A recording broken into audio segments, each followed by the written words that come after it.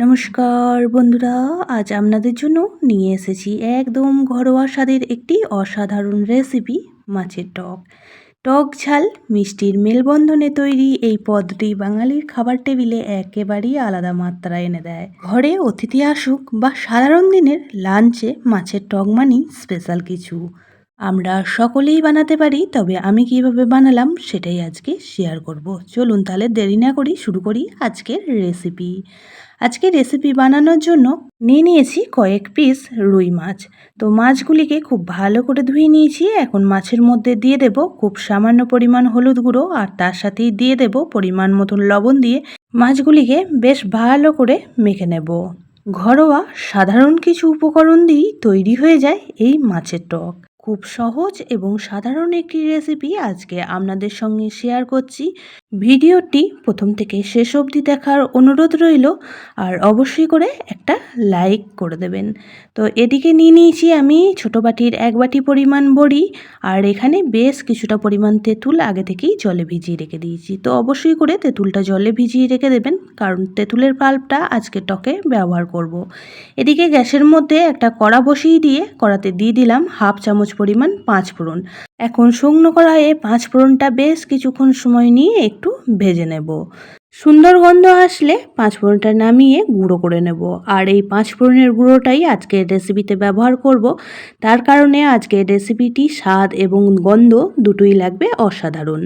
5 ফোড়নটি নামিয়ে নিয়ে এখন কড়াতে দিয়ে দিলাম পর্যাপ্ত পরিমাণ সর্ষের তেল। তেল খুব ভালোভাবে গরম হয়ে গেলে এখন আমি একে একে মাছগুলি দিয়ে দিচ্ছি, আর মাছগুলিকে বেশ লাল লাল করে ভেজে নেব। তবে আপনারা টকের মধ্যে মাছটা যদি হালকা ভাজা পছন্দ করেন, সেক্ষেত্রে হালকা করে ভেজেও তুলে রাখতে পারেন।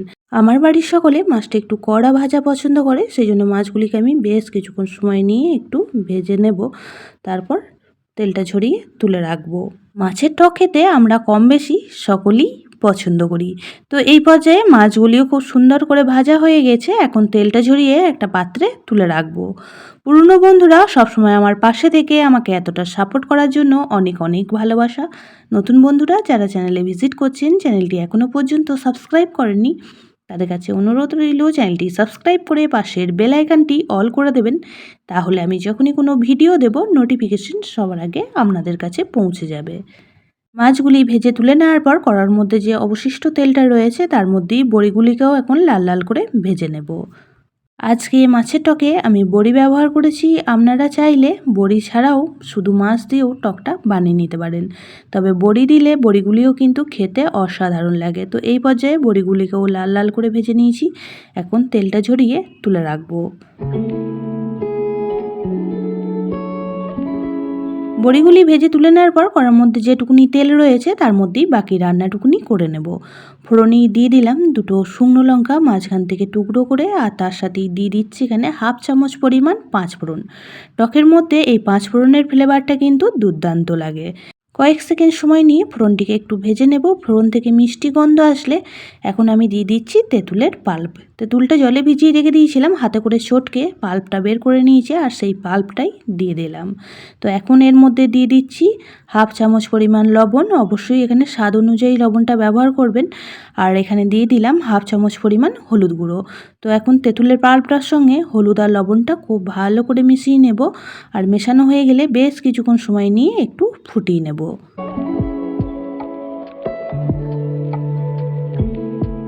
ঝোলটাও বেশ সুন্দর ফুটতে শুরু হয়ে গেছে। এই পর্যায়ে অ্যাড করে দিচ্ছি ছোটো বাটির 1 বাটি পরিমাণ গুড়। তবে টকের মধ্যে আপনারা মিষ্টিটা যে পরিমাণ মতন খাবেন সেই পরিমাণ মতন এখানে বুঝে শুনে অ্যাড করে দেবেন।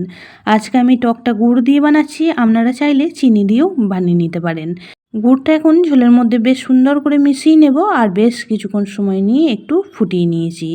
তো এখন আমি এর মধ্যে অ্যাড করে দিচ্ছি ভেজে রাখা মাছগুলি।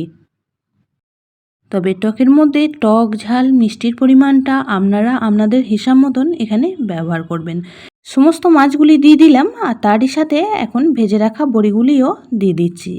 তো এখন খুব ভালো করে ঝোলের মধ্যে মিশিয়ে নেব, আর মেশানো হয়ে গেলে 5 থেকে 7 মিনিট সময় নিয়ে গ্যাসের ফ্লেম লো টু মিডিয়ামে রেখে রান্নাটি করে নেব।